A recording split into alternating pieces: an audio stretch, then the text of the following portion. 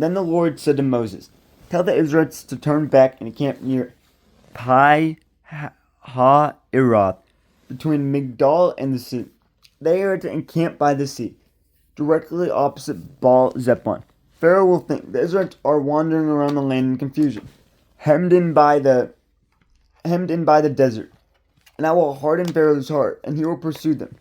But I will gain glory for myself through Pharaoh and all his army. And the Egyptians will know that I am the Lord." So the Israelites did this. When the king of Egypt was told that the people had fled, Pharaoh and his officials changed their minds about them and said, "What have we done? We have let the Israelites go and have lost their services." So he had his chariot made ready and took his army with him. He took 600 of the best chariots, along with all the other chariots of Egypt, with officers over all of them.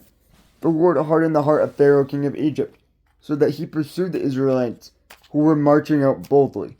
The Egyptians, all Pharaoh's horses and chariots, horsemen and troops, pursued the Israelites and overtook them as they camped by the sea near Pi Haroth, opposite Baal Zepon.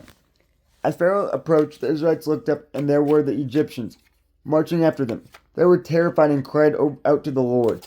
They said to Moses, "Was it because there were no graves in Egypt that you brought us to the desert to die? What have you done to us by bringing us out of Egypt? Didn't we say to you in Egypt, 'Leave us alone, let us serve the Egyptians'? It would have been better for us to serve the Egyptians than to die in the desert." Moses answered the people, "Do not be afraid. Stand firm, and you will see the deliverance the Lord will bring you today. The Egyptians you see today you will never see again. The Lord will fight for you. You need only to be still." Then the Lord said to Moses, "Why are you crying out to me? Tell the Israelites to move on. Raise your staff and stretch out your hand over the sea to divide the water, so that the Israelites can go through the sea on dry ground. I will harden the hearts of the Egyptians, so that they will go in after them.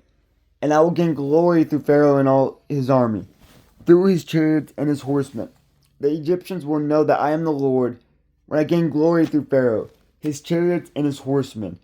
Then the angel of God, who had been traveling in front of Israel's army, withdrew and went behind them.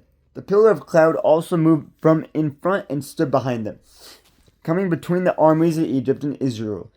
Throughout the night the cloud brought darkness to the one side and light to the other side, so neither went near the other all night long. Then Moses stretched out his hand over the sea, and all that night the Lord drove the sea back with a strong east wind and turned it into dry land.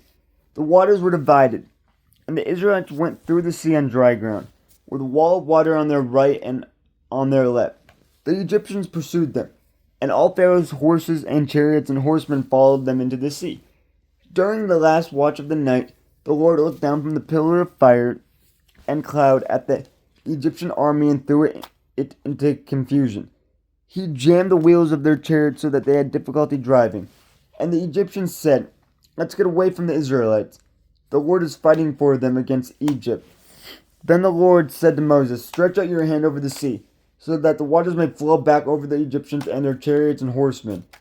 Moses stretched out his hand over the sea, and at daybreak the sea went back to its place. The Egyptians were fleeing toward it, and the Lord swept them into the sea. The water flowed back and covered the chariots and horsemen. The entire army of Pharaoh that had followed the Israelites into the sea, not one of them survived. But the Israelites went through the sea on dry ground, with a wall of water on their right and on their left. That day the Lord saved Israel from the hands of the Egyptians, and Israel saw the Egyptians lying dead on the shore. And when the Israelites saw the mighty hand of the Lord displayed against the Egyptians, the people feared the Lord and put their trust in him and in Moses his servant.